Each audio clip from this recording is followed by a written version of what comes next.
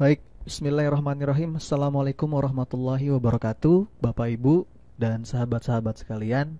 Bersama saya Sony di sini. Video ini saya buat untuk menjelaskan tentang program Green Property yang saya tawarkan kepada Bapak Ibu sekalian. Saya berharap mudah-mudahan paparan saya kali ini, video yang saya buat kali ini ada manfaatnya, bisa jadi solusi dan mudah-mudahan menjadi tawaran yang menarik ya buat Bapak Ibu dan teman-teman sekalian. Nah, ini tampilan awalnya. Bapak Ibu, Green Property punya properti mahal yang nilai asetnya naik 10 sampai 20% per tahun. Itu biasa. Ya, biasa ya. Misalkan kita beli apartemen yang harganya mahal, miliaran rupiah, dan kemudian setiap tahun naik 10-20%, itu biasa. Karena memang harganya juga mahal. Yang luar biasa adalah kalau ada properti yang harganya super murah, tetapi kenaikan nilai asetnya itu bisa lebih besar daripada properti yang mahal. Nah, ini baru luar biasa. Inilah yang kami sebut sebagai green property. Nah, insya Allah nih beberapa menit ke depan saya akan jelaskan apa itu green property, mengapa ini layak untuk kita miliki bersama, dan ini layak untuk saya tawarkan. Dan saya berharap kita semua, Bapak Ibu, punya nih yang namanya green property. Baik, kita mulai Bapak Ibu dan teman-teman sekalian. Sedikit mukadimah, pembukaan dulu dari saya, bahwa kita sebagai seorang manusia pasti punya keinginan. Benar nggak? Betul ya. Kita pasti punya keinginan, kita pasti punya kemauan, dan untuk itu kita harus punya rencana. Harus. Sebagai seorang manusia kita harus berencana, kita harus punya strategi. Karena saya seorang muslim, di Quran pun dikatakan bahwa perhatikanlah apa yang sudah engkau persiapkan untuk hari esok. Ya, hari esok di sini memang ada beberapa pengertian, ada yang mengartikan akhirat, tapi juga dapat diartikan juga masa depan kita di dunia. Kita harus punya rencana dan harus meninggalkan anak keturunan kita itu dalam keadaan mandiri, ya, secara ekonomi, mandiri secara dalam aspek yang lain juga. Kita punya keinginan banyak. Kita ingin punya keluarga bahagia, kita pengen punya rumah dan kendaraan idaman, dana pendidikan ya, untuk kita pribadi, untuk keluarga. Kita ingin punya dana ibadah, dan pengen juga kita traveling keliling dunia bersama keluarga. Dana pensiun, atau kita ingin bersedekah lebih banyak, kita ingin bangun masjid sana, bangun masjid sini, membantu lembaga sana. Ya, karena jihad itu akan kokoh ketika ditopang oleh kekuatan ekonomi. Jadi kita harus punya nih rencana. Tetapi kita juga punya tantangan, Bapak Ibu, teman-teman, sahabat-sahabat sekalian. Tantangannya apa? Semakin kita bertambah usia, itu juga kebutuhan kita akan semakin besar. Betul ya? Tetapi sebaliknya, kemampuan kerja kita semakin menurun. Ya, kita sudah tidak produktif lagi kalau kita sudah tua, tidak bisa bekerja lagi. Jadi seperti bertolak belakang, kebutuhan semakin besar tetapi kemampuan kerja semakin menurun. Bahkan salah satu survei lembaga terkemuka menyatakan bahwa 95% ya manusia itu, menurut survei tersebut, itu hidupnya di masa tuanya tidak sejahtera, gitu ya. Nah, ini masalahnya di mana? Untuk menjawab tantangan ini, teman-teman sekalian, kita harus punya yang namanya aset. Nah, kuncinya di sini. Kita harus punya yang namanya aset. Aset itu untuk membackup kemampuan kerja kita. Jadi kita bekerja, kita mungkin berbisnis, kemudian penghasilan yang kita dapatkan itu sebagian kita gunakan untuk membangun yang namanya aset. Aset inilah yang nanti juga akan menghasilkan income buat kita. Ya, income ini bisa kita gunakan untuk rencana-rencana kita masa depan tadi. Jadi ketika kita sudah nggak kerja lagi, aset ini masih bisa terus menghasilkan income buat kita, dan kita jadi punya keamanan di masa depan. Berikhtiar untuk bisa punya rasa aman di masa depan, supaya bisa sedekah lebih banyak ya, bisa berbuat baik lebih banyak. Penting yang namanya aset. Orang-orang yang sejahtera di masa tuanya adalah orang-orang yang serius membangun aset. Kita tahu beberapa sahabat Rasulullah juga punya aset yang luar biasa besar. Ada Utsman bin Affan ya, kemudian ada Abdurrahman bin Auf. Jadi adalah satu hal yang harus kita lakukan untuk membangun aset. Nah, Ada beberapa contoh metode yang bisa kita lakukan untuk meningkatkan nilai aset, untuk membangun aset. Bisa lewat deposito di bank, ya, bisa lewat properti, bisa lewat emas, bisa juga lewat saham. Paling tidak 4 ini, mungkin ada yang lain, tapi yang mayoritas orang yaitu 4 ini.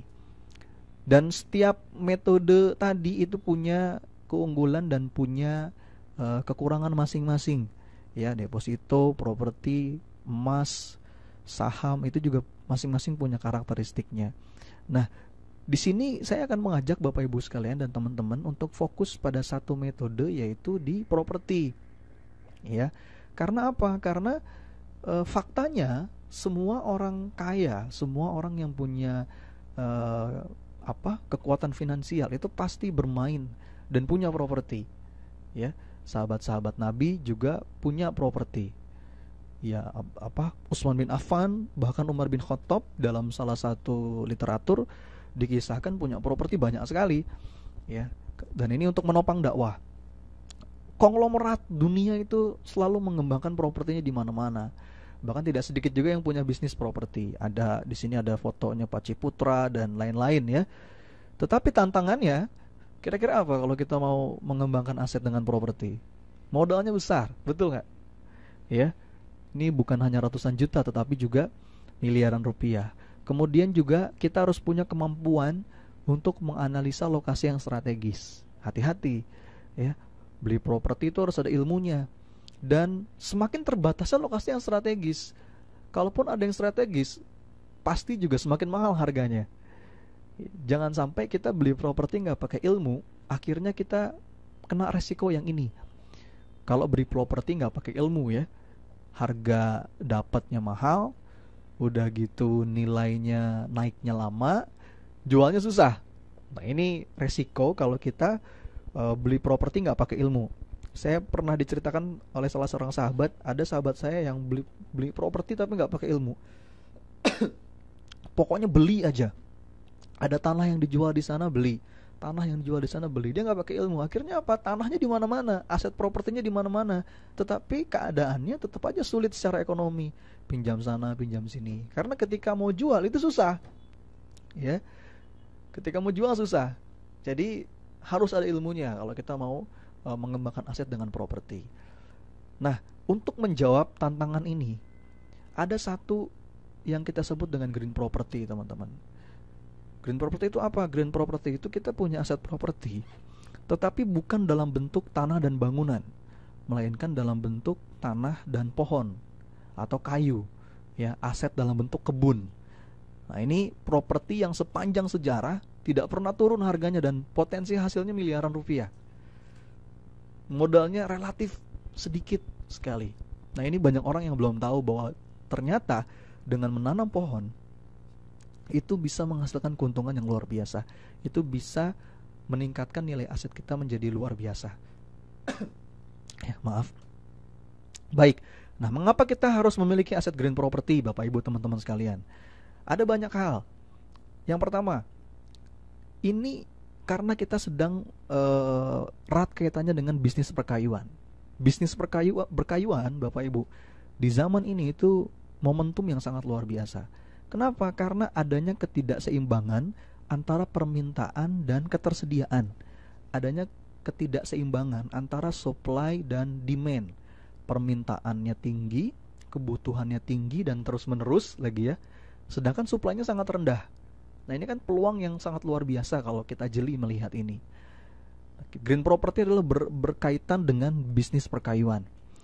Nah, ini ada salah satu data di salah satu artikel website business.com.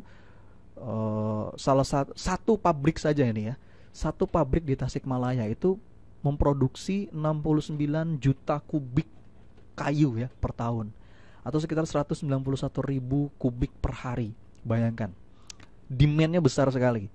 Ini baru satu pabrik ya, 191 ribu. Sedangkan ada banyak sekali pabrik yang sekarang sedang menunggu suplai kayu ya, karena kayu sekarang sulit ya.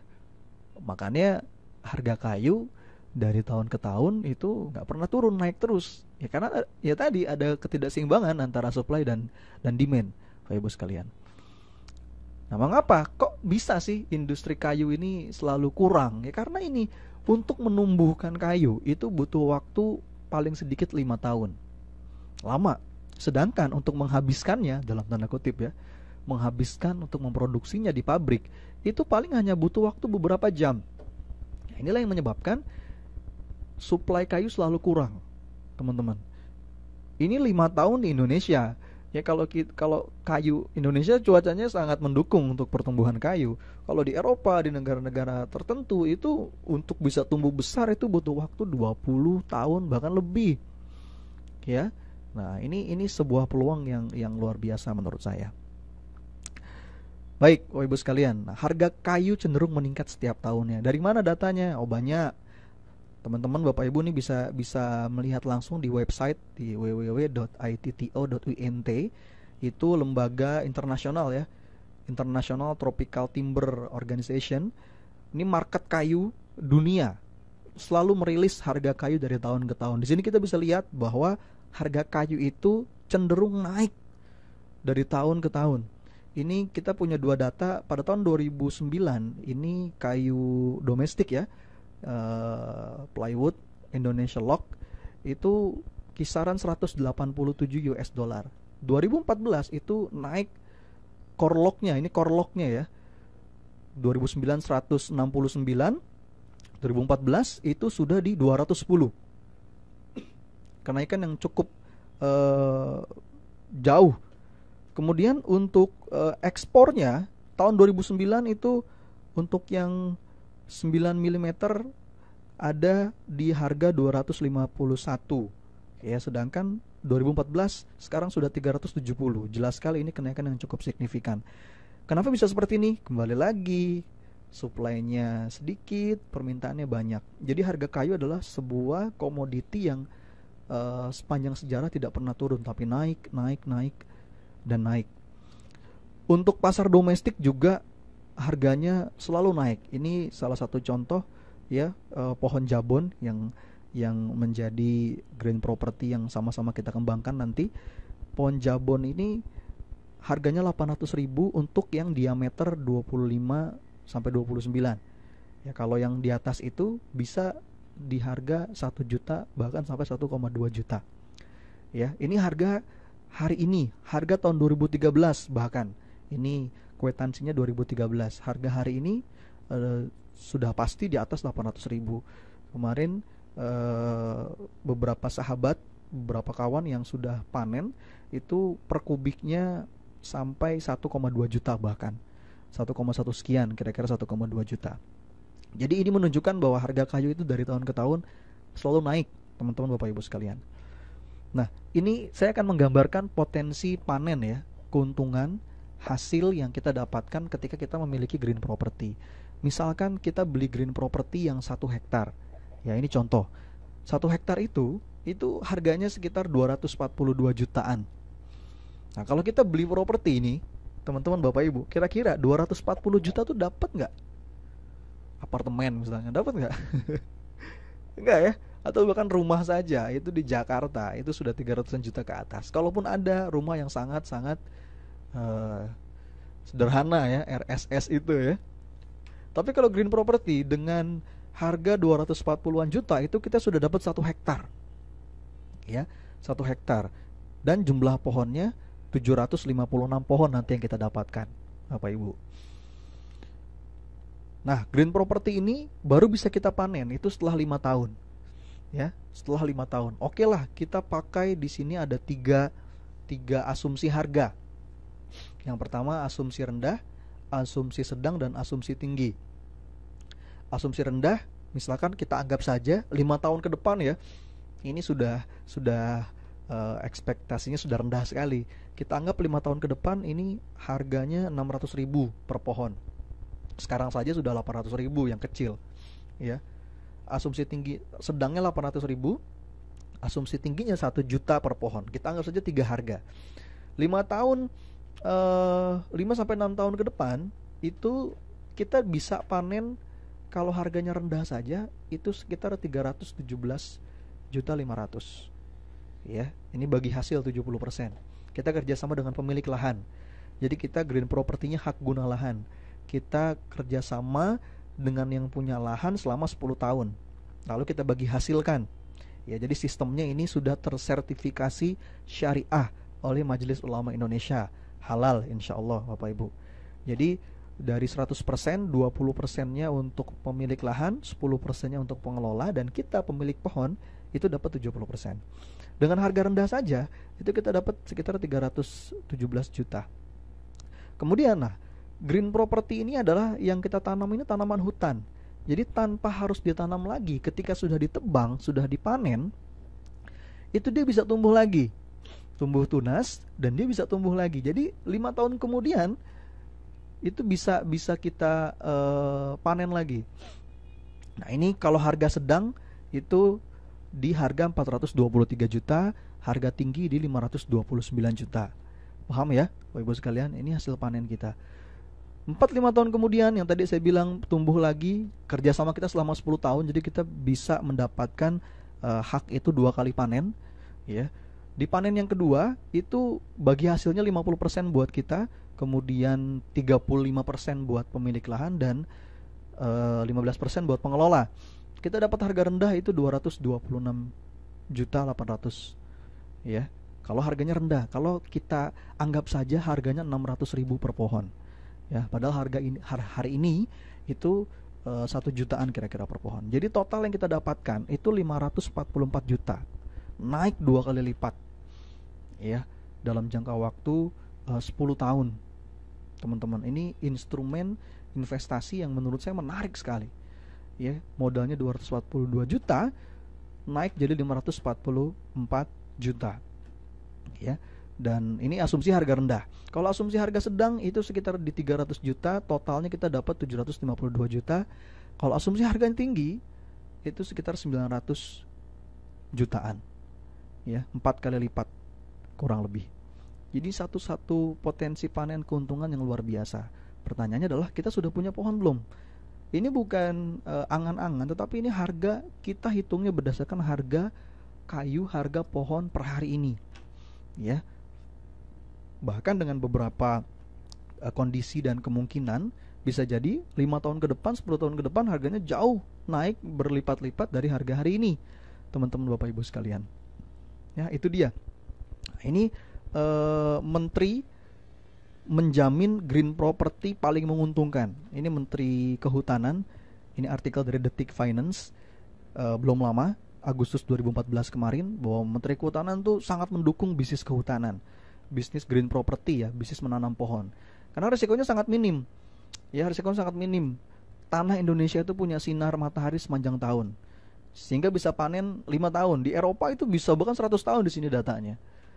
Ya, seperti itu. Asalkan pengurusnya tidak bermasalah, itu saja. Ya. Pohon ini merupakan komoditas yang bisa terbarukan. Tidak seperti emas yang bisa habis jika diambil terus-menerus. Kalau pohon terus bisa terbarukan.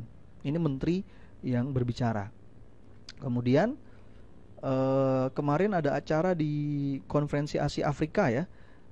Konferensi Afrika itu ada salah satu orang terkaya, ini nggak muncul slide-nya. Ini salah satu orang terkaya di Indonesia berbicara di KAA di Bandung April 2015 kemarin, dan menganjurkan kita untuk berinvestasi kayu di Indonesia. Ya, menganjurkan bahkan kepada peserta konferensi ya, negara-negara di Asia dan di Afrika itu untuk investasi kayu di Indonesia, karena iklim kita iklim yang sangat cocok sekali untuk investasi kayu, untuk pertumbuhan kayu. Dan ternyata Bapak Ibu sahabat-sahabat sekalian, menanam pohon itu juga bisa kita gunakan untuk banyak hal. Rencana-rencana kita yang tadi bisa kita gunakan untuk mempersiapkan pendidikan anak, memenuhi ibadah umroh haji, kesehatan, beli rumah, beli kendaraan, dan lain sebagainya. Ya, mari kita ilustrasikan sekarang. Ini kita bandingkan menanam pohon dengan membeli apartemen. Ya, prinsipnya sama sebetulnya. Prinsipnya sama. Orang-orang kaya ini caranya seperti itu. Jadi melipat gandakan asetnya dengan cara properti dan dengan cara beli, jual, kemudian beli lagi yang lebih banyak, jual, kemudian beli lagi yang lebih banyak. Itu cara orang kaya untuk bisa melipat gandakan asetnya. Contoh, kita beli 1 unit apartemen, kemudian tahun ketiga harganya naik 2 kali lipat, betul ya? Terus kita jual. Lalu dari hasil penjualan tadi kita beli lagi 2 unit apartemen. Tahun ke-6 harganya naik 2 kali lipat, kita jual. Kemudian setelah kita jual, kita beli lagi 4, tahun ke-9 naik lagi, kita jual. Beli lagi 8, tahun ke-12 naik lagi, jual lagi. Beli 16, naik lagi, jual lagi. Ini cara orang-orang kaya melipat gandakan aset. Cuma kelemahannya ada di sini. Kelemahannya apa? Modalnya miliaran, ya, kita harus punya yang tadi ya, kemampuan analisis prospek lokasi, dan jualnya juga butuh waktu dan belum tentu mudah, benar nggak? Jual apartemen, jual rumah itu tidak semudah yang kita bayangkan, ya, sulit. Nah, berbeda halnya dengan green property, jualnya tuh mudah. Kenapa? Karena pasarnya sudah siap, pabrik itu sudah nunggu kayu-kayu kita, Bapak Ibu, teman-teman sekalian. Ya, nah ini kita bandingkan dengan menanam pohon. Kita juga ada paket yang ekonomis ya, paket yang murah. Itu kita menanam 84 pohon. 84 pohon itu sekitar 26 juta, hampir 27 juta. Kita sudah dapat 84 pohon. Di tahun kelima, ini kita panen. Ya, hasil panennya 58 juta. Kemudian hasil panen tersebut kita belikan lagi pohon. Itu dapat 362 pohon. Ya, di tahun ke-10 itu kita 2 kali panen. Paham ya? Panen yang pertama itu dari pohon yang 362. Ini panen pertama yang sini. Kemudian panen kedua dari yang 84 pohon. Ya, karena kan 2 kali panen, 1 kali tanam itu kita 2 kali panen. Nah, ini tahun ke-10 kita dapat 295 jutaan kira-kira. Ini kalau kita belikan pohon lagi, itu dapat 1850 pohon. Ya. Kemudian di tahun ke-15 kita dapat panen kedua dari pohon yang ini dan panen pertama dari pohon yang ini. 1850. Ya, ini hasilnya bisa 1,4 M. Kita bisa beli rumah, kita bisa beli kendaraan, dan itu hanya dimulai dengan 26 juta. Dan kita bisa menikmati hari tua kita dengan tenang. Kita punya 1,4 tabungan pensiun. Itu belum selesai karena kita masih punya panen kedua dari yang 1850 pohon. Jadi total kita bisa bawa 2,4 miliar. Subhanallah, ya. Dan ini kelebihannya, modalnya murah, tidak perlu lokasi strategis karena pabrik itu nggak nanya pohon kita ditanam di mana. Betul nggak? Pabrik itu butuh kayunya. Kira-kira kalaupun pohon kita ditanam di tengah kuburan, pabrik mau nggak ngambil? Mau ya. Beda dengan properti. Kira-kira kalau kita jual properti di tengah kuburan laku nggak? Susah. Ya, jadi ini keunggulan green property dibandingkan bisnis properti biasa. Kemudian juga mudah dijual karena tadi permintaannya lebih banyak dibandingkan supply. Dan ini saya bukan angan-angan, tapi ini kita hitung berdasarkan harga pohon, harga kayu hari ini. Ya. Sedangkan dengan beberapa hal tadi yang saya sebutkan, dari tahun ke tahun harga pohon, harga kayu itu selalu naik, tidak pernah turun sepanjang sejarah. Gitu. Bapak Ibu teman-teman sekalian. Ini juga bisa kita gunakan untuk mempersiapkan masa depan yang sejahtera ya. Nah, ini contohnya 1 hektar. Kalau tadi 84 pohon, kalau kita mulai dengan 1 hektar ya, 756 pohon. Ini hasilnya jauh lebih luar biasa lagi. Tahun kelima kita bisa panen 500-an juta. Sebagian bisa kita beli mobil, sebagian kita tanam pohon lagi. Ya. Kemudian tahun ke-10 kita panen sampai 1,4 M. Sebagian kita bisa beli rumah, bisa juga berangkat haji, sebagian kita belikan pohon lagi. Tahun ke-15 kita bisa panen 3,9 M totalnya. Ya, bisa kita belikan rumah, kita membahagiakan orang tua, bisa beli mobil lagi, dan kita punya tabungan pensiun sebesar 4,2 M ya dari panen kedua ya, yang 4.500 pohon. Subhanallah, luar biasa. Ini peluang yang menurut saya kalau kita nggak tertarik, ini ada yang salah ya. Ini peluang yang sangat luar biasa. Dan ini berapa untuk harga modal yang kita keluarkan untuk bisa beli 756 pohon itu hanya kita mulai dengan 242 juta tadi. Bahkan kita bisa dapat cashback kurang lebih 40 juta. Ya. Ini harga, lagi-lagi saya tekankan, ini harga yang kita hitung berdasarkan harga hari ini. Ya, seperti itu Bapak Ibu sekalian. Ini bahkan kita punya promo nih sebelum 31 Oktober bagi Bapak Ibu sahabat-sahabat sekalian yang beli paket 1 hektar itu dapat gratis jalan-jalan ke Perth, Australia. Ya, jadi segera. Lanjut. Program Green Property juga bisa kita gunakan sebagai strategi untuk bisa haji atau umroh. Kita beli pohon Green Property, kemudian panen, lalu hasil panennya bisa kita gunakan haji, bisa kita gunakan umroh.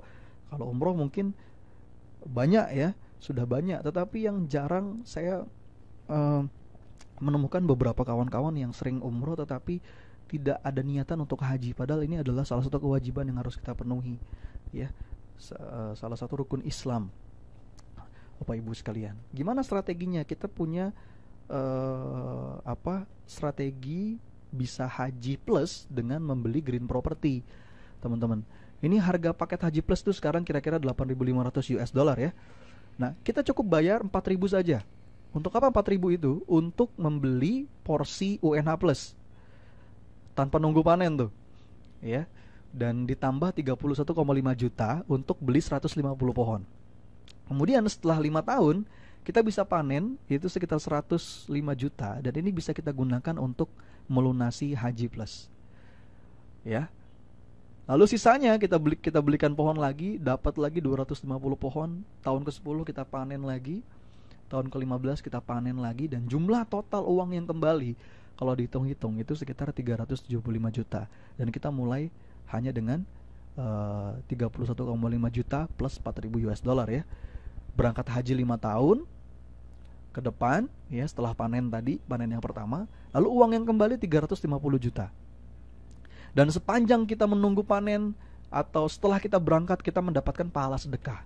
Karena kita menanam pohon. Dalam sebuah hadis, sahabat-sahabat Bapak Ibu sekalian, barang siapa yang menanam pohon kemudian ada makhluk-makhluknya Allah yang mendapatkan manfaat dari pohon tadi, kita seperti bersedekah, sedekah oksigen. Kita menanam pohon itu bersedekah oksigen. Jadi selain ada nilai ekonomi yang menarik, juga ada nilai spiritual di sini. Inilah yang membuat Green Property menjadi menurut saya punya keunggulan tersendiri dibandingkan program-program investasi atau program-program bisnis yang lain. Teman-teman sekalian. Bisa juga kita gunakan untuk mempersiapkan pendidikan anak. Anak kita usia 3 tahun misalkan, kita beli pohon 150 pohon. Ya. Kemudian ketika anak kita SD kelas 2, kita bisa panen tuh 105 juta. Bisa kita gunakan untuk biaya pendidikan anak kita. Sebagian kita belikan pohon lagi. SMP kelas 1 kita panen lagi. Panen pertama dan panen kedua dari yang 300 pohon ya. Dari yang sini. Dapat sekitar 285 juta. Kemudian sebagian kita belikan pohon lagi. Terus dan terus kita bisa mempersiapkan pendidikan anak kita sampai kuliah. Ya.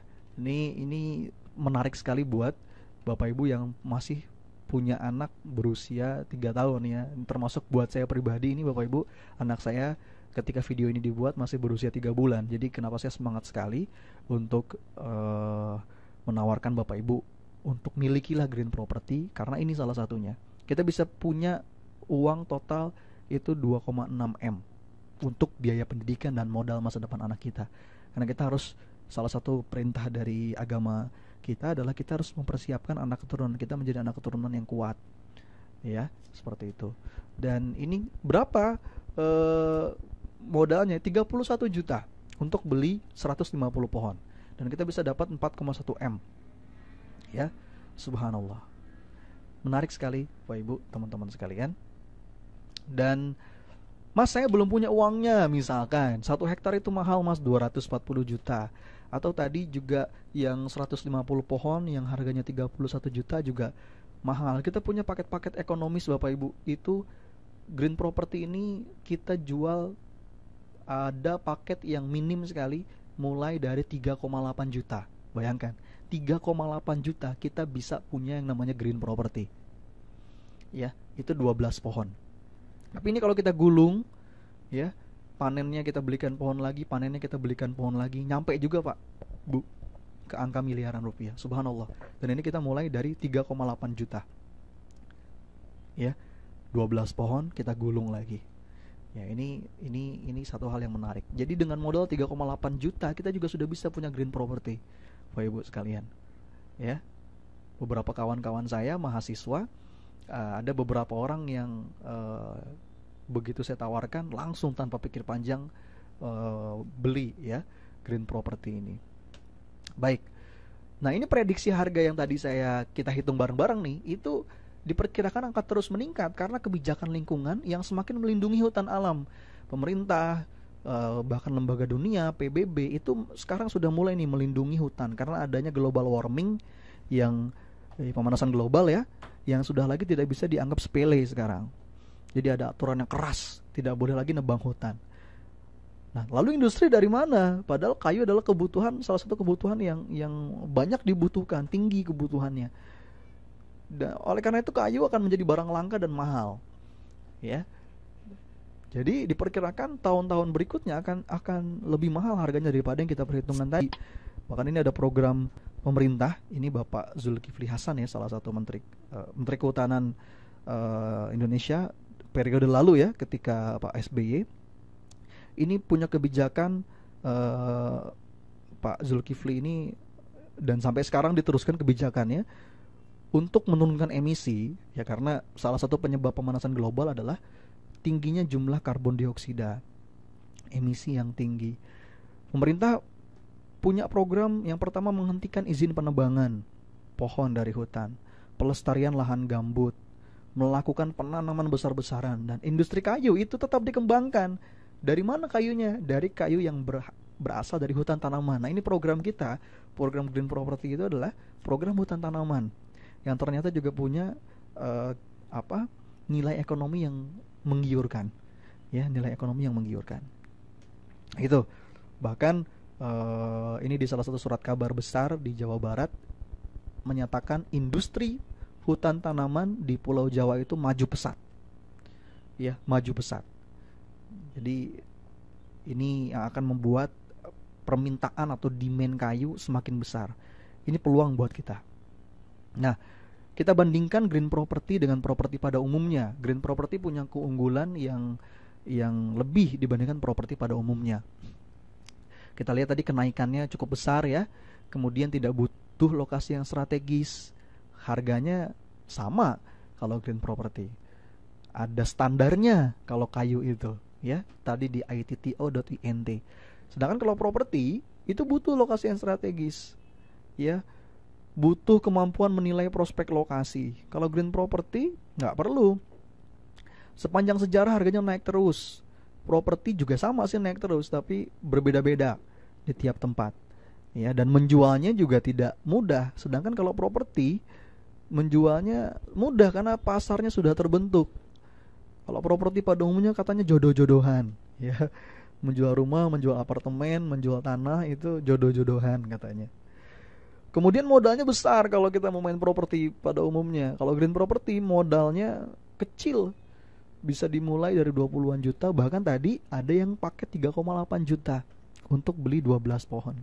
Dan kemudian ada kelayakan lingkungan juga, bersahabat dan menyelamatkan lingkungan, menyelamatkan lahan-lahan kritis ya. Punya aspek ekonomi. Selama 5 tahun kita sedekah oksigen ya, 5 tahun 10 tahun menyerap karbon dioksida. Sedangkan kalau properti pada umumnya relatif tidak bersahabat atau bahkan merusak, mengurangi daerah resapan, akhirnya banjir ya. Nah, ini perbandingan antara green property dan properti pada umumnya. Dan tantangan yang dihadapi Bapak Ibu teman-teman sekalian ini adalah latar belakang ya, alasan mengapa saya semangat sekali untuk menawarkan green property ini, karena selain juga ada aspek ekonomi yang menarik, ada juga nilai-nilai manfaat yang kita perjuangkan dari memasarkan green property ini.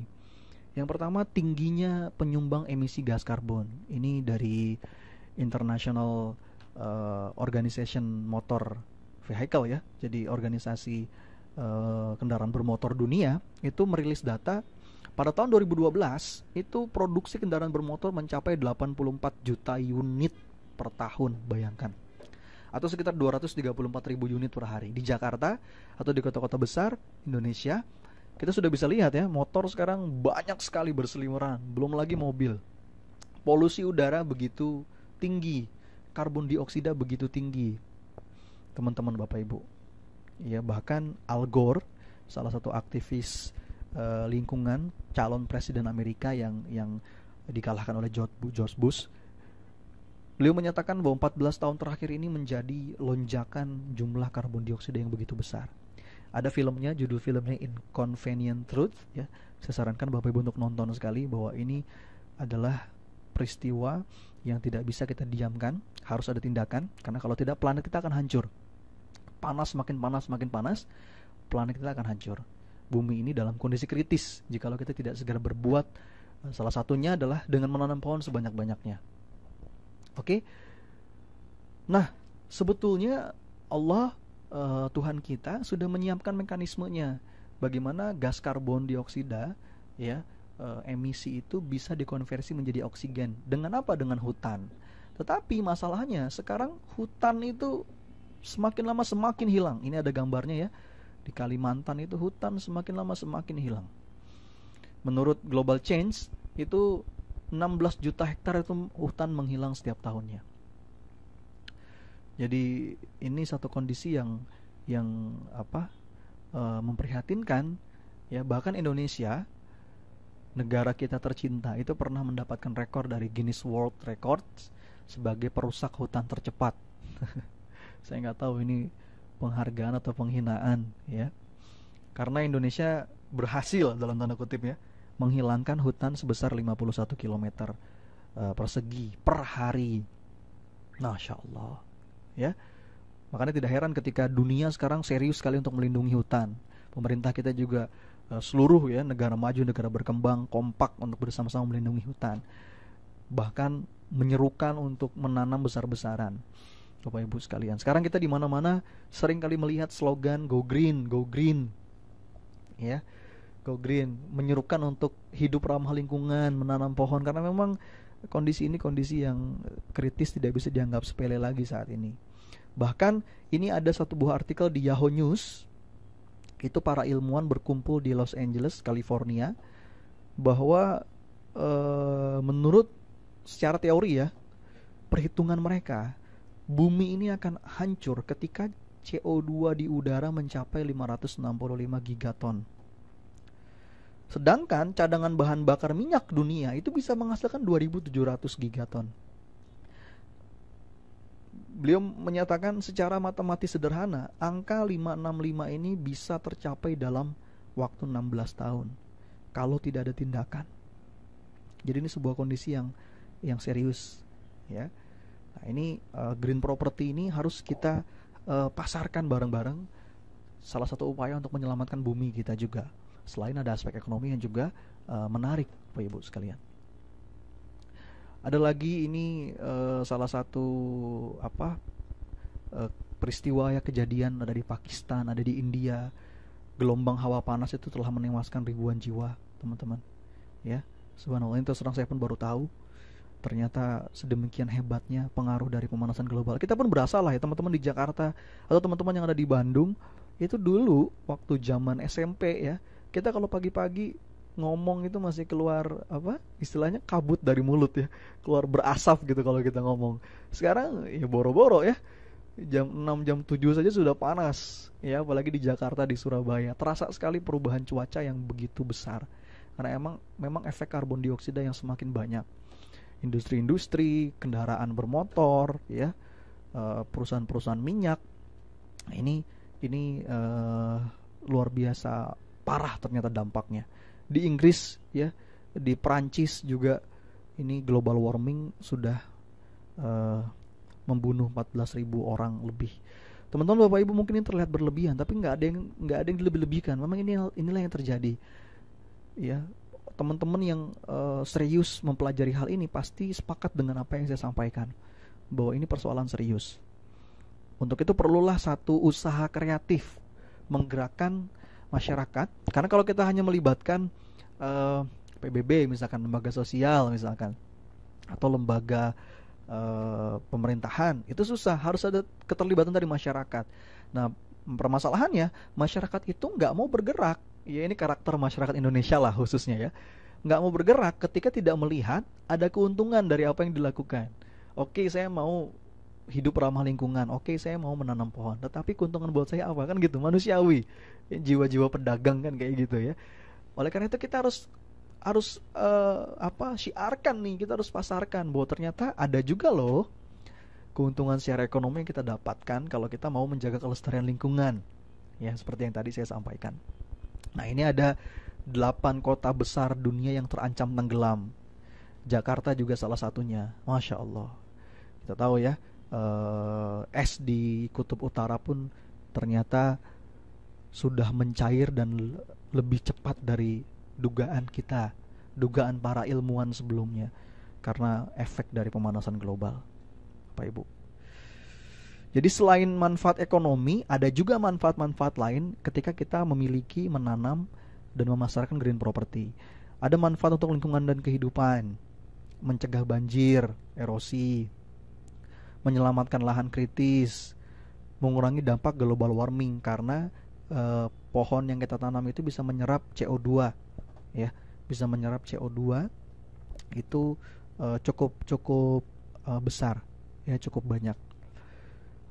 Menghasilkan oksigen, kita sedekah oksigen dari pohon yang kita tanam, Bapak Ibu sekalian. Nah, ini yang tadi saya sampaikan, ini bahkan bisa menyerap CO2 sampai 108.000 ton ya per tahun, 1 hektar dari green property.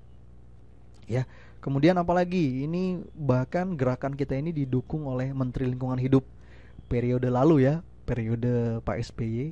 Itu bahkan Bapak Menteri sangat mengapresiasi dan mendukung sekali gerakan green property ini. Beliau menyatakan 1 pohon itu bisa menghidupkan 3 orang. Jadi kalau 1 pohon ditebang, 3 orang manusia bisa mati. Ketika kita menanam 1 pohon, berarti sama saja kita sudah menghidupkan 3 orang. Ya, subhanallah. Ada nilai manfaat di sini.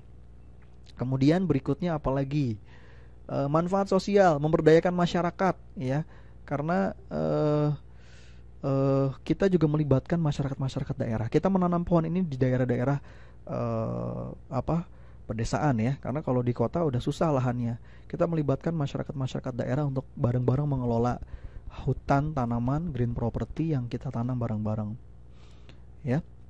Jadi ada aspek pemberdayaan masyarakat juga. Berkah religi juga ada. Ini ada hadisnya, Bapak Ibu, barang siapa yang menanam pohon itu dianggap sedekah, ya. Dan sepanjang pohon itu masih bisa memberikan manfaat, kita masih mendapatkan amal jariyah, ya, sedekah jariyah dari pohon yang kita tanam, dari oksigen tersebut. Oke. Nah, bagaimana? Oke, sekarang kita mau nih punya green property. Lalu bagaimana langkah-langkahnya untuk kita bisa punya green property? Langkah-langkahnya, pertama kita harus cari lahan. Betul ya. Yang kedua kita harus beli bibit. Yang ketiga tanam, pelihara tuh sampai 5 tahun. Kemudian baru kita bisa panen. Nah, repot kan? Nah, sekarang ada perusahaan yang bisa membuat kita lebih praktis. Kita nggak perlu mikirin semuanya. Pokoknya kita tinggal tanam, kemudian kita beli bibitnya, lalu kemudian kita tunggu sampai panen dan hasilnya kita bagi. Nah, ini namanya IGIS, International Green Business System. Saya kenal dengan ownernya, Bapak Wira Pradana, dan saya menurut saya beliau adalah orang yang cukup concern sekali dalam hal ini dan punya karakter yang mulia ya, karakter yang baik. Dan insya Allah ini program kreatif, solusi kreatif yang dihadirkan oleh beliau melalui IGIS ini. Jadi dengan adanya IGIS ini kita nggak perlu repot-repot lagi sekarang nanam pohon. Kita cukup beli saja bibitnya, nanti akan dibangunkan dan bergaransi pokoknya 5-10 tahun itu kita panen 2 kali dan kita tinggal terima hasilnya, ya. Subhanallah. Mengapa kita harus memilih IGIS? Ya, kenapa harus melalui IGIS? Ada beberapa hal, teman-teman, Bapak Ibu. Ada 8 pertimbangan. Yang pertama, legalitasnya lengkap dan jelas. baik legalitas perusahaan maupun legalitas lahan. Jadi nggak perlu khawatir, ya nggak perlu khawatir. Perusahaan ini sudah lengkap legalitasnya semua, ada izin prinsip dari BKPM, Badan Koordinasi Penanaman Modal, ya. Bahkan OJK juga sudah mengakui bahwa AIGIS ini punya legalitas yang yang jelas sekali. Ini kalau teman-teman Bapak Ibu mau minta kopinya, itu bisa di-download via website atau bisa menghubungi saya nanti. Jadi legalitas jelas, bukan perusahaan abal-abal. Perusahaan ini sudah punya belasan cabang di seluruh Indonesia. Ya, ada sertifikasi halal. Jadi sistemnya itu sudah tersertifikasi halal oleh Majelis Ulama Indonesia, dan banyak sekali izin-izin lainnya yang sudah dimiliki oleh PT Global Agrobisnis, ya, atau AIGIS tadi yang menjadi perusahaan pengembang dari green property kita. Dan juga ini owner dari PT Global Agrobisnis. Jadi ini perusahaan milik anak bangsa, ya, kita harus bangga. Pak Wira Pradana ini mendapatkan award dari banyak sekali pihak sebagai pribadi yang berkualitas, energik, dan intelek, ya, memiliki loyalitas dan dedikasi tinggi. Ini luar biasa, dan ini ditandatangani oleh 3 menteri. Kemudian juga masuk dalam salah satu top profil Indonesia yang di-endorse oleh beberapa tokoh. Salah satunya adalah Pak Jokowi yang ketika itu masih jadi Gubernur DKI Jakarta. Oke. Kemudian ini juga beberapa klien yang sudah bekerja sama dengan perusahaan PT Global Media Nusantara, ya. Jadi PT Global Agrobisnis ini merupakan anak perusahaan dari PT Global Media Nusantara, yang juga bergerak di bidang IT. Selain green property, bergerak juga di bidang IT. Ini beberapa klien yang sudah memakai jasa perusahaan. Dan kemudian pertimbangan yang kedua, pohon yang kita tanam, green property yang kita tanam itu pohon yang resiko gagalnya minim. Kita tanam pohon jabon. Kenapa pohon jabon yang kita tanam? Ada beberapa pertimbangan, ya. Nah, nanti juga kita dapat sertifikat jelas nih, ditandatangani oleh notaris, ya. Lahannya di mana, jumlah pohon kita berapa. Jadi semua legalitasnya jelas. Tidak usah khawatir, Pak Ibu. Nah, ini ada ketentuan juga, ada banyak sekali akad-akad yang kita tandatangani bersama. Ketentuan bagi hasil dan ketentuan lainnya. Pohon yang kita tanam itu pohon jabon karena ada beberapa pertimbangan. Yang pertama, tumbuhnya cepat, ya. Itu 5-6 tahun sudah bisa panen. Berbeda dengan jati. Jati itu lama, ya. Itu bisa puluhan tahun kalau jati. Kalau jabon ini cepat, ya. Kemudian dapat mudah tumbuh dimanapun. Tidak butuh perawatan yang istimewa. Bahasa kasarnya didiemin aja itu tumbuh sendiri gitu, ya. Ini bahasa kasarnya, ya, walaupun nggak mungkin didiamkan oleh perusahaan, nanti akan dikelola, akan dirawat. Resiko dicurinya kecil, aman. Kenapa? Karena jabon ini yang bisa mengolah itu industri. Jadi nggak bisa kita jual ke pengrajin. Berbeda dengan jati. Jati itu kan ditebang 1-2 pohon, itu bisa kita jual ke pengrajin, hasilnya lumayan kalau mau dicuri, ya. Jabon ini kalau mau nyuri ya harus 1 hektar gitu, ya, bahasa gampangnya. Karena yang bisa mengolah jabon ini hanya industri, karena jabon termasuk kayu lunak, kayu kelas 3. Kalau jati kayu kelas 1, meranti, merbau gitu, ya. Kalau jabon ini kayu kelas 3. Hanya industri yang bisa mengolahnya. Jadi harus kapasitas besar. Jadi relatif aman, resiko dicurinya kecil. Tahan terhadap hama penyakit, ya, dan jabon ini dapat tumbuh kembali setelah ditebang. Yang tadi kita bahas, ya, 10 tahun itu bisa 2 kali panen. Nah, ini dia, Bapak Ibu sekalian. Kemudian dengan adanya AIGIS ini ada pendataan dan kontrol terhadap green property, detail dan akurat, karena melibatkan tenaga ahli. Kita bisa lihat nih perkembangan pohon kita melalui website. Ada report progresnya, ada geodesinya, ada gambar detail batas lahan dan posisi pohon disertai titik koordinatnya. Ada sistem report, peta pohon dan lain sebagainya. Semuanya transparan, gak ada yang kita tutup-tutupi, ya. Bahkan kalau kita mau kunjungan lahan itu dipersilahkan. Setiap 10 hektar perusahaan itu menggaji 1 cluster supervisor, ya. Jadi kita bisa kontak dengan cluster supervisornya kapan kita mau kunjungan ke lahan, mau lihat yang mana pohon kita, itu sangat-sangat dipersilahkan. Karena itu memang pohon kita, perusahaan hanya mengelola saja dan menggaransinya sampai siap panen. Wah, Ibu, di mana Mas ditanamnya? Itu di beberapa tempat ya, sejauh ini kita masih di daerah Jawa Barat. Alhamdulillah sampai sekarang sudah terjual sekitar 600 sampai 700 hektar kurang lebih. Ada di Garut, ada di Cianjur, ya, ada di Ciamis. Pokoknya kita masih seputar Jawa Barat. Di Indonesia ada jutaan hektar lahan yang tidak produktif, ya. Sejauh ini kita baru bisa memaksimalkan ratusan hektar. Makanya oleh karena itu kita harus nih beli green property untuk membuat lahan-lahan yang tidak produktif menjadi produktif, dan juga punya sumbangsi kontribusi untuk menyelamatkan lingkungan, Bapak Ibu sekalian. Kemudian alasan yang keempat, dikelola oleh tim tenaga ahli terbaik. Jadi bukan ecek-ecek. Bisa nggak kita nanam sendiri? Ya bisa saja, tapi risiko nggak jadinya kan besar karena kita nggak tahu ilmunya. Nah, di perusahaan Aegis ini ada Bapak Profesor Dr. Insinyur Abdullah Syams. Beliau adalah salah seorang ahli kehutanan terbaik dari Kementerian Kehutanan. Ya, ini punya jabatannya sebagai ketua tim penilai, ketua dewan riset, ya. Sekarang dia sudah pensiun dan beliau fokus menjadi komisaris di PT Global Agrobisnis. Jadi ada tenaga ahlinya. Bahkan PT Global Agrobisnis juga mendapatkan sertifikat internasional ISO ya 9001/2008. Jadi perusahaan yang insya Allah bukan perusahaan ecek-ecek, tapi perusahaan yang betul-betul concern, betul-betul profesional dalam hal pengurusan dan pengelolaan green property ini. Kemudian ada backup resiko. Jadi kita digaransi pohon kita itu pokoknya 5-10 tahun siap panen, 2 kali panen. Bagaimana Mas kalau ada kejadian misalkan gagal tumbuh, atau ada bencana alam, ada kebakaran, resiko dicuri, itu dalam akadnya jelas digaransi oleh perusahaan. Karena bagaimana perusahaan bisa menggaransi? Karena perusahaan itu secara konsisten menambah terus pohon cadangan sebagai backup. Jadi ada pohon-pohon cadangan. Nah, gambar ini adalah pohon-pohon cadangan.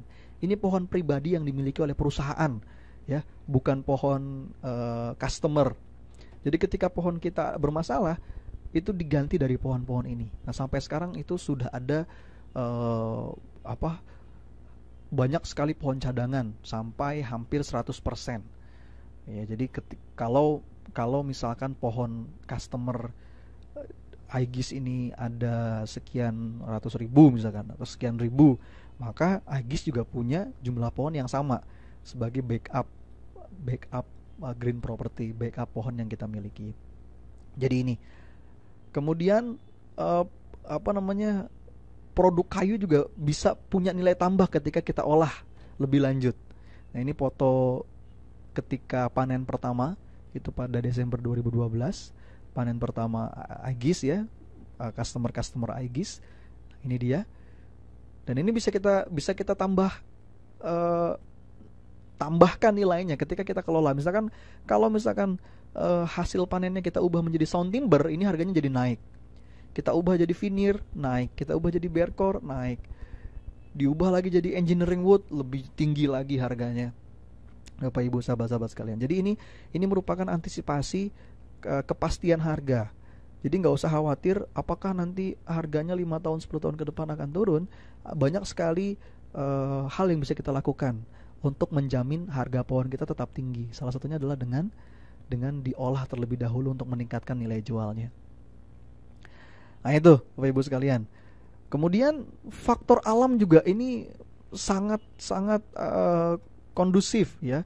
Indonesia itu faktor alam yang cukup baik, yang bisa menentukan selain faktor teknis. Kalau tadi faktor teknis ya, tenaga ahli, kemudian perusahaan yang juga profesional. Ada juga faktor lain, yaitu faktor alam. Ini yang semakin mendukung, menguatkan bahwa cocok sekali di Indonesia kita tanam green property. Ya, alam ini bukan istilahnya di luar kendali kita. Beberapa mungkin saja terjadi, tenaga ahlinya sudah baik, perusahaannya sudah seprofesional mungkin mengelolanya, tapi kalau alam tidak bersahabat mungkin terjadi resiko-resiko. Tetapi Indonesia termasuk negara yang sangat cocok, negara tropis, berpengaruh besar terhadap pertumbuhan kayu. Ya, bahkan dunia menyebut kita paru-paru sebagai paru-paru dunia, ya. Jadi ini semakin memperkuat bahwa kita sebagai orang Indonesia nih justru harus semangat lagi nih menanam green property. Bahkan saya dengar beberapa kawan-kawan dari luar negeri, dari Korea, dari Australia itu juga ikut berinvestasi di sini, ikut menanam pohon di Indonesia karena negara-negara mereka tidak cocok ya untuk pertumbuhan kayu. Baik. Kemudian nah ini yang tadi jaminan dari Menteri Kehutanan bahwa tanam pohon itu paling menguntungkan. Ya, karena aspek-aspek yang sudah saya sampaikan. Dukungan dari pemerintah, Aegis ini sudah mendapatkan apresiasi dan dukungan dari berbagai pihak karena programnya mulia, bukan hanya aspek ekonomi yang kita perjuangkan, bukan hanya fokus pada profit saja, tapi juga ada hal-hal kebermanfaatan, ada kelayakan sosial, ada kelayakan lingkungan, ada kelayakan ekologis yang juga jadi keunggulan bagi green property itu sendiri, Bapak Ibu sekalian. Nah, ini paketnya mulai dari 3,8 sampai yang 200-an juta juga ada yang 1 hektar. Bapak Ibu sekalian, ini dengan potensi hasil panen yang cukup menarik ya. Kalau kita beli yang 3,8 juta saja itu bisa sampai 54 juta pada tahun ke-15. Jadi menarik sekali. Ini paket yang hektarannya, yang ada yang setengah hektar, ada yang 1/4 hektar. Itu dari 57 juta sampai 242 juta. Nah, di bawah ini adalah ilustrasi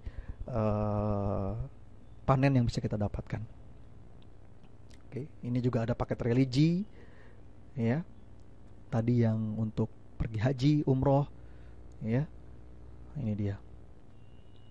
Nah, yang menariknya, sambil menunggu panen, kita juga bisa mendapatkan keuntungan harian dan mingguan dan bulanan seperti yang sedang saya lakukan. Caranya gimana? Kita juga ikut memasarkan green property ini dengan menjadi green warrior, ya, agent green property, yang ketika kita bisa menjual green property ini, kita juga dapat komisi dari perusahaan. Jadi ada 2 pilihan. Yang pertama, kita mau nanam pohon saja, ya, kita pasif saja, kita tetap dapat keuntungan. Dari mana? Dari hasil panen yang kita dapatkan nanti. Ya. Tapi kalau kita mau aktif, kita juga dapat 2 keuntungan. Kita aktif memasarkan, mengkampanyekan orang agar ayo sama-sama kita tanam pohon, sama-sama kita bangun green property, maka dapat komisi lagi, dapat bonus lagi yang itu juga bisa sampai miliaran rupiah, Bapak Ibu teman-teman sekalian. Ini yang menarik. Jadi ada 1 kepastian dan 2 pilihan nih. Kepastiannya kita sama-sama nih menyelamatkan bumi yang sedang kritis. Pilihannya adalah kita mau pasif bisa, atau kita mau aktif sama-sama memasarkan green property ini, ada keuntungan lain yang kita dapatkan. Ya, dan ini gerakan ini kita menyebutnya dengan gerakan amankan bumi. Ini diapresiasi oleh Menteri Lingkungan Hidup. Ya, beliau bilang small action big impact, hanya dengan mengkampanyekan menanam pohon, tapi kesannya sepertinya sederhana, tetapi punya efek yang luar biasa hebat, ya, luar biasa dahsyat sekali untuk menjaga kelestarian lingkungan. Oke, nah ini ilustrasinya ketika kita mengajak orang untuk menanam pohon, bumi kita semakin sehat, kantong kita pun semakin sehat. Kita ajak orang untuk menanam pohon, bumi kita semakin sehat, kantong kita pun semakin sehat. Green Warrior. Ini juga kawan-kawan yang mendapatkan reward ya. Ada beberapa kriteria ketika kita sudah berhasil menjual sekian pohon misalkan, itu kita dapat reward jalan-jalan, wisata religi, umroh ya. Kemudian jalan-jalan ke Eropa. Ini beberapa kawan-kawan yang sudah berhasil mengkampanyekan, mengajak orang untuk sama-sama menanam pohon. Oke. Wah, Ibu, sahabat-sahabat sekalian, jangan sungkan untuk menghubungi saya jika memang ada yang ingin ditanyakan lebih lanjut. Silakan hubungi saya di nomor yang tertera di layar, bisa melalui WhatsApp, bisa melalui BlackBerry, atau langsung telepon saya. Insyaallah jika memang sedang tidak ada kegiatan, akan saya angkat dan kita bisa ngobrol-ngobrol lebih luas lagi, lebih dalam lagi. Terima kasih, mudah-mudahan bermanfaat, dan jangan sungkan-sungkan untuk membagikan video ini, menceritakan kepada keluarga bahwa sama-sama nih kita bergerak membangun aset, tapi juga sama-sama kita bergerak menyelamatkan bumi. Oke. Sekali lagi terima kasih. Subhanakallahumma wa bihamdika asyhadu an la ilaha illa anta astaghfiruka wa atubu ilaik. Wassalamualaikum warahmatullahi wabarakatuh.